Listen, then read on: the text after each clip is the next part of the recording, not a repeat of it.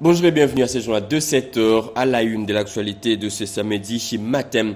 Au moins 80 morts dans un nouvel accident fluvial dans la province de l'Équateur. Une baleinière qui venait de quitter les ports de la ville de Bassankousso a fait naufrage aux environs de 22 heures les jeudis derniers. La surcharge et la navigation tardive seraient parmi les causes majeures du drame. Parmi les victimes, 60 élèves qui revenaient de l'école. Les images à suivre au début de ce journal.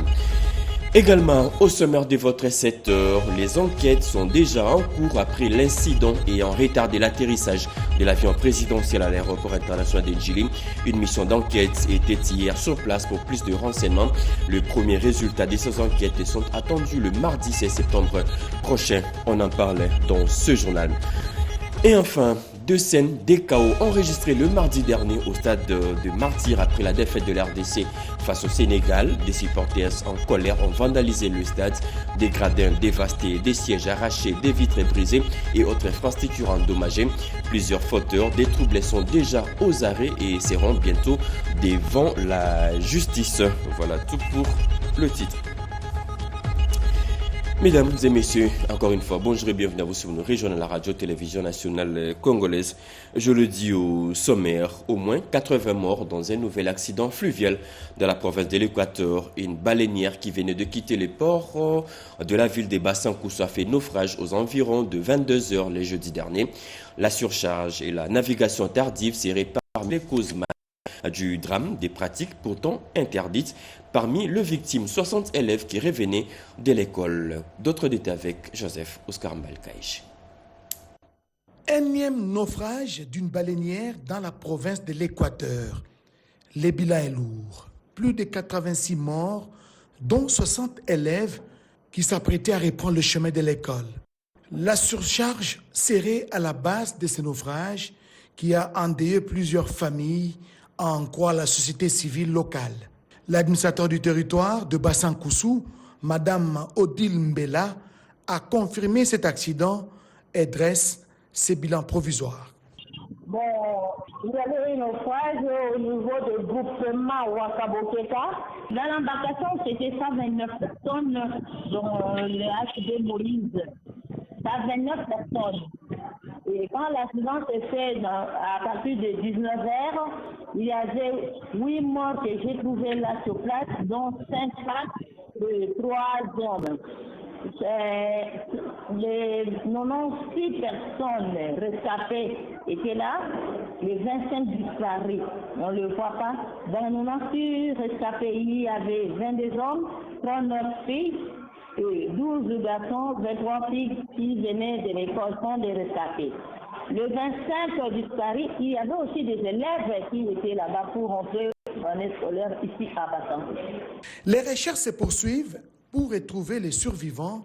Les accidents à répétition sur le fleuve Congo remontent à la surface. La question sur la sécurité des personnes et de leurs biens à bord des embarcations est celle liée au port obligatoire des gilets de sauvetage pour tout passager à bord d'un bateau, d'une baleinière ou d'un canot rapide. Où en est-on aujourd'hui avec la mise en œuvre des instructions du gouvernement de la République à cet effet? La question reste posée. Encore un autre drame sur le fleuve Congo. Un bateau transportant près de 500 passagers a pris feu et a chaviré dans le territoire de Lukolela les jeudis derniers. Selon le témoignage, les bilans est lourd. 146 personnes disparues et 209 survivants ont été secourus après cet accident. Les opérations de recherche se poursuivent pour tenter de retrouver les vivants. Deux scènes des chaos enregistrées le mardi dernier au stade de Martyrs après la défaite de la RDC face au Sénégal. Des supporters en colère ont vandalisé le stade, des gradins dévastés, des sièges arrachés, des vitres brisées et autres infrastructures totalement endommagées. Plusieurs fauteurs des troubles sont déjà aux arrêts et seront bientôt devant la justice. Précision faite par le ministre des Sports Didier Boudimbu qui a présidé hier une réunion de crise. D'autres détails avec Yvette Makountima. Casse au stade de Martyrs de la Pentecôte, la première décision tombe suite aux violences survenues Après la rencontre de football entre les Léopards de la République démocratique du Congo et les Lions de la Teranga du Sénégal, le ministre des Sports et Loisirs, Didier Boudimbuntu Bouanga, a réuni les parties prenantes du match au stade de Martyrs de la Pentecôte pour une évaluation. Au cœur des échanges, faire le point sur les failles sécuritaires constatées, affluence incontrôlée et trafic illicite des billets. Parmi les solutions envisagées, l'on note le renforcement des infrastructures du stade, la formation des stadiers et digitalisation de la billetterie. Le patron des sports, Didier Boudimbuntu Bouanga, a promis des sanctions exemplaires. Les casseurs déjà interpellés répondront de leurs actes devant la justice. Une nouvelle réunion est annoncée pour des mesures concrètes visant à sécuriser les grands événements sportifs à Kinshasa, la capitale. Et en nouvelle, le procès de l'ancien président Joseph Kabila, le verdict n'a plus eu lieu hier. Il est renvoyé au 19 septembre prochain. Ceci à la demande de la partie civile qui souhaite entendre 3 témoins qui viendront retracer devant la haute cour les personnalités et les comptes bancaires par lesquels transite le financement de l'AFC M23 par le prévenu Kabila, a déclaré Maître Richard Bondo, avocat de la République.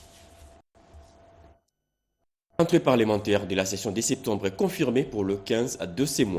3 jours de cette rentrée essentiellement budgétaire. Le président de l'Assemblée nationale, Vital Kamerhe, a réuni hier tous les différents membres des caucus du Grand Équateur, du Grand Katanga et Grand Bandundu pour discuter déjà sur des grands enjeux de cette session qui va aussi examiner la situation sécuritaire du pays. Animbalaka pour le reportage. Dans la droite ligne de l'appel lancé par le chef de l'État, Félix-Antoine Tshisekedi Tshilombo, pour préserver la stabilité des institutions, le président de l'Assemblée nationale, Vital Kamerhe, a poursuivi les jeudis 11 septembre 2025 les consultations avec les différents caucus des députés nationaux. Les élus du Congo central se sont tellement satisfaits des réponses apportées par les bureaux et ont appelé à la paix et à l'unité. Le bureau nous a répondu naturellement par rapport à nos préoccupations, par rapport à tout ce qu'il y a comme tension.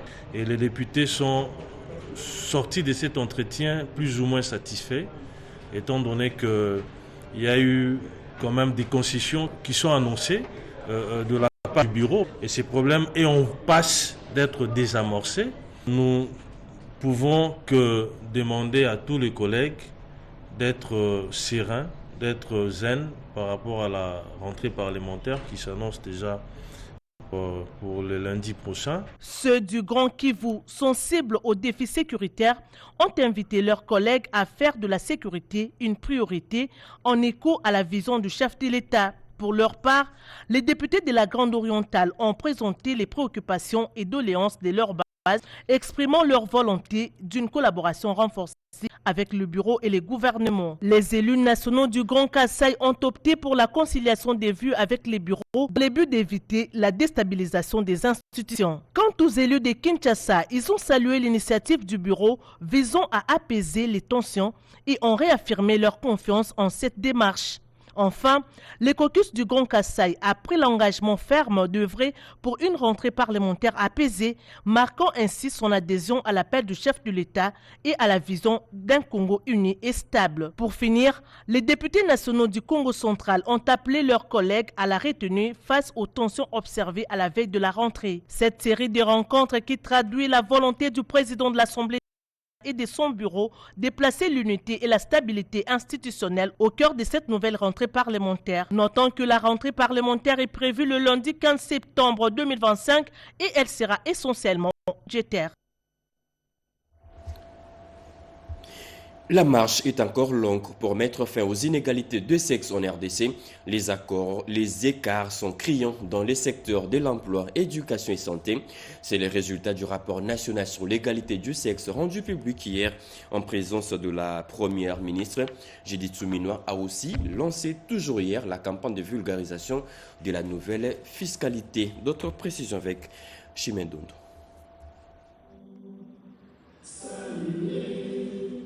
Double engagement du gouvernement pour les réformes fiscales et l'égalité de sexe.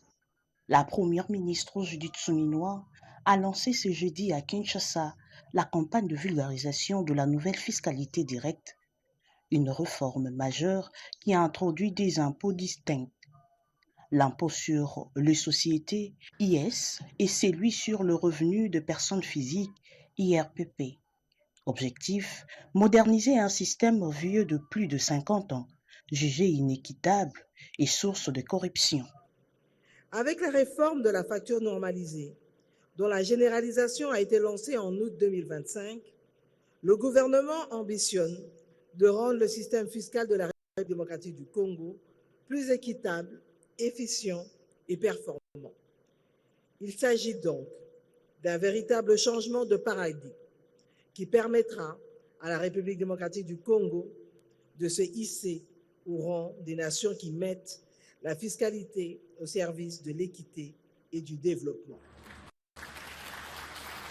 La chef du gouvernement appelle à une collaboration étroite entre l'État et le secteur privé afin d'assurer une transition harmonieuse et préserver le climat des affaires. Pour l'égalité de sexe, le gouvernement publie son rapport national. Judith Suminwa-Tuluka a assisté à la présentation officielle du rapport national sur l'égalité du sexe en partenariat avec le ministère du Plan et l'ONU Femmes. Ces rapports révèlent de fortes inégalités, notamment dans l'emploi, l'éducation et la santé, souvent ancrées dès l'enfance. Le rapport dont il est question ce jour ressort l'ampleur des inégalités des sexes dans notre société. Bien plus, il démontre également de manière explicite le lien solide entre l'autonomisation des femmes, l'égalité des sexes et la croissance économique, tout en contextualisant les incidences y relevées par rapport au progrès à faire vers l'atteinte des objectifs de développement durable. Pris sur cet angle, il constitue un outil non seulement de prise de décision, mais surtout de prise de conscience de l'ensemble des citoyens de ce pays. La première ministre Judith Suminwa-Tuluka appelle à transformer les recommandations du rapport en actions concrètes au service d'un développement durable et inclusif. L'RDC dispose déjà d'un nouveau tableau numérique des suivis et évaluation de réforme et du climat des affaires. Ces nouveaux tableaux innovants ont été présentés officiellement au ministre de l'Emploi et celui des hydrocarbures par leurs collègues du plan Guylain Nyembo. C'est la deuxième étape de la tournée des présentations de cet outil numérique. Plus de précisions avec Yvette Makuntima et Peggy Mukunda.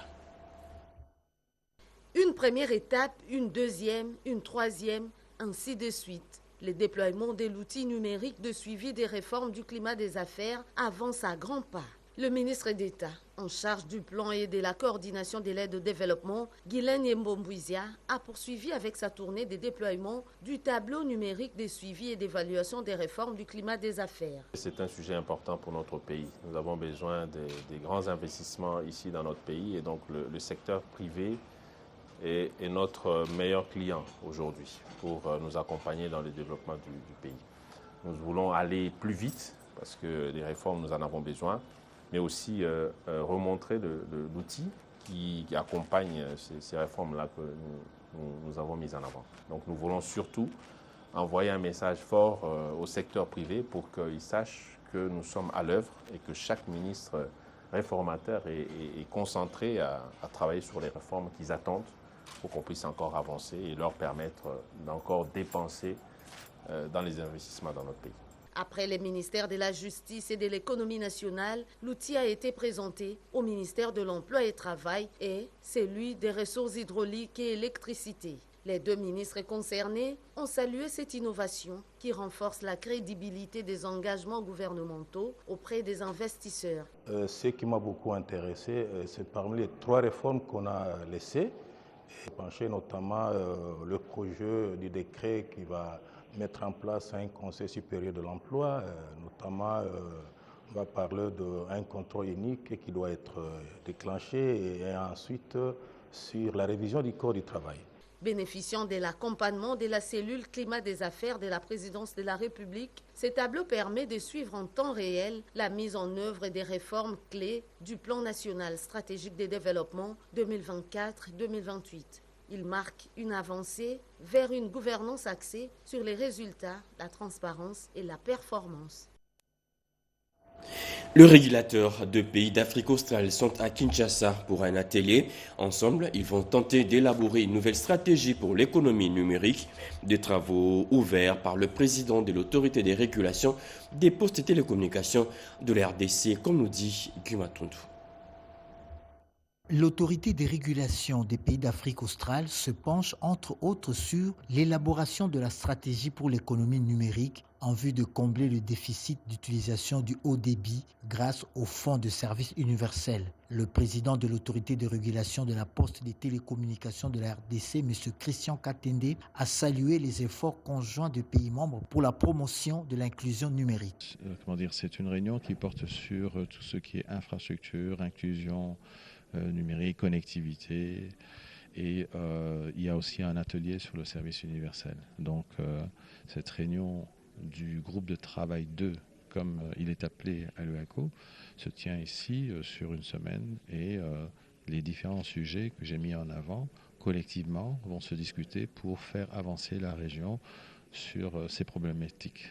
Et il y a entre autres un accent particulier qui est mis sur le service universel parce que beaucoup de nos populations sont exclues de la connectivité, de par le fait qu'elles soient dans des zones éloignées ou qu'elles soient dans des zones qui ne sont pas rentables. Pour la RDC, le service universel est un impératif national afin de réduire les inégalités entre les zones urbaines et rurales. L'EACO est une organisation qui réunit les opérateurs de télécoms ainsi que les autorités de régulation des pays d'Afrique australe.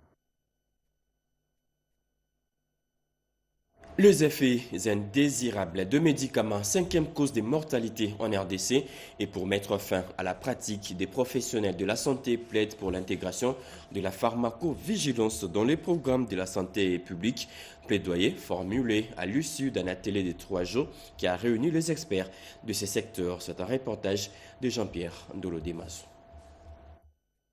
Pendant 3 jours, les experts des différents programmes de santé publique qui utilisent les médicaments spécialisés ont réfléchi sur l'importance d'implémenter la pharmacovigilance dans leurs politiques respectives, ce afin d'épargner le plus des vies qui sont fauchées, souvent par ignorance, à cause des méfaits ou des effets indésirables des produits pharmaceutiques consommés par les populations congolaises. La République démocratique du Congo est classée actuellement dans les top 10 africains en termes de nombre de notifications d'effets indésirables.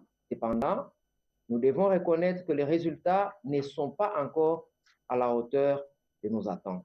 Les ressources humaines formées en pharmacovigilance restent encore insuffisantes, les capacités de détection des signaux restent limitées, la coordination interinstitutionnelle demeure perfectible et le financement national est encore faible, exposant ainsi le système à une dépendance extérieure.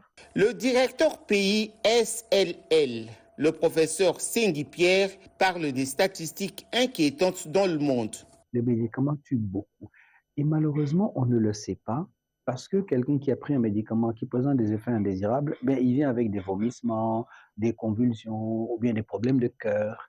Et on pense qu'il a d'autres maladies, alors que c'est un médicament qu'il a pris avant, qui a été mal prescrit, qui lui donne ces effets indésirables. La pharmacovigilance constitue un pilier essentiel de la santé publique, permettant le suivi continu de la sécurité et de l'efficacité des médicaments. Du sourire et de l'espoir pour les habitants des zones rurales de la province du Maïndombe. Des soins de santé de qualité sont désormais à leur porte. Une campagne médicale de consultations gratuites et autres interventions chirurgicales de cas difficiles viennent d'être lancées. Et sur place, c'est une initiative du sénateur Herman Moutima Sakrini qui était lui-même sur place pour lancer la campagne. Plus de précisions avec Érudis Kitutu. Dans le coin le plus reculé de Maïndombe, l'accès aux soins de santé primaire est quasi difficile. Une campagne médicale initiée par le sénateur Herman Moutima Sakrini vient de combler ces déficits. Des consultations gratuites et autres interventions chirurgicales avec l'aide des spécialistes. Cette campagne dans le Maïndombe profond répond à une logique. Nous avons les soucis de la santé Et cela, nous le faisons dans la vision du chef de l'État qui veut vraiment faire de la santé pour tous une préoccupation majeure. C'est dans ce cadre-là que nous avons eu cette initiative d'organiser une campagne médicale pour amener des spécialistes dans les milieux ruraux et arriver à traiter des cas compliqués. Nous avons avec nous un anesthésiste, le réanimateur qui va aider les chirurgiens orthopédistes, les gynécologues obstétriciens pour pratiquer les interventions les plus difficiles. Et nous avons aussi avec nous un diabétologue et un ophtalmologiste. Il y a eu engouement au premier jour de cette campagne qui rappelle que la santé est pour tous, citadins ou habitants de coin. Les plus reculés, tous les citoyens ont droit à une santé de qualité. Les enquêtes viennent de débuter après l'accident ayant retardé l'atterrissage de l'avion présidentiel à l'aéroport international d'Ndjili. Une mission d'enquête était sur place pour plus de renseignements. Le premier résultat de ces enquêtes sont attendus le mardi 16 septembre prochain, nous disent Lucie Lavichi-Senda et Tony Djouma.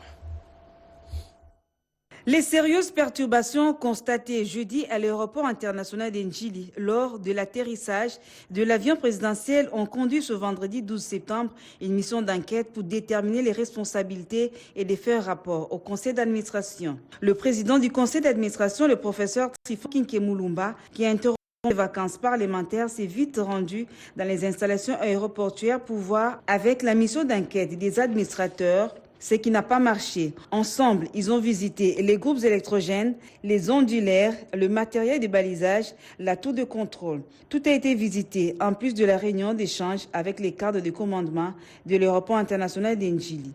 Et les informations qu'on a sont encore à vérifier. Nous avons été voir le groupe électrogène qui n'avait pas marché ces jours-là. On a été voir côté tout ce qui n'a pas marché. On vient de voir les systèmes de balisage manuel qui a pu fonctionner ces jours-là, les onduleurs, et je peux vous assurer que oui, il y a eu un incident majeur. Eh bien, la RVA doit se mobiliser, renforcer ses moyens. Pour des raisons d'enquête, plusieurs interpellations ont été effectuées. Les résultats de l'enquête sont attendus du mardi 16 septembre 2025 pour tirer les conclusions qui s'imposent. Un émissaire du chef de l'État foulait les sols de la cité de Nkamba, cité sainte de Kimbangiste. L'ambassadeur itinérant Antoine Gonda était porteur d'un message spécial du chef de l'État au chef spirituel de l'église Kimbangiste, Marie-Chimène Kamoka, nous explique. Dans le cadre de la diplomatie religieuse qu'il gère au quotidien, l'ambassadeur itinérant du chef de l'État, Antoine Gonda Mangalibi, a séjourné dans la cité d'Nkamba, Jérusalem, dans le territoire de Mbanzangungu au Congo central, pour porter le message du président de la République, Félix Antoine Tshisekedi Tshilombo, au chef spirituel kimbangiste Simon Kimbangu Kiangani. À travers les lignes, ce message exprime la reconnaissance de l'autorité spirituelle et de la puissance divine qui accompagne le ministère du représentant légal de l'église kimbangiste. Cette divinité a accompagné le président de la République au cours de son premier quinquennat et qui ne cesse de le couvrir à son deuxième mandat. Souvent, il n'y a qu'une personne inspirée qui a la divinité, qui a la spiritualité, qui trouve toujours une solution. Mais c'est lui par rapport à son inspiration. Voilà la voie à suivre. Chaque fois que je viens ici, à Kamba, je vois toujours qu'il y a des progressions. Mais ici, il y a toujours des progressions et vous êtes en train de voir ce véritable développement. Je dois pouvoir dire sans embâche, déjà en venant ici, vous voyez la route qui est en train de se faire, vous voyez l'électricité qui vient. Le développement qu'il y a dans toute la République, je dirais que Kamba, c'est peut-être la tête de la locomotive. Donc les bénédictions du prophète, pas si bon, ce qu'il disait, c'est en train de se matérialiser. Il a par ailleurs salué la dimension développement privilégiée par l'église kimbangiste. Le secteur des hydrocarbures, de l'énergie et des immobiliers de l'RDC séduisent de plus en plus des investisseurs somaliens. En séjour à Kinshasa, cette délégation somalienne a rencontré le membre de la Fédération des entreprises du Congo pour des éventuels partenariats dans ces différents secteurs. Regardez.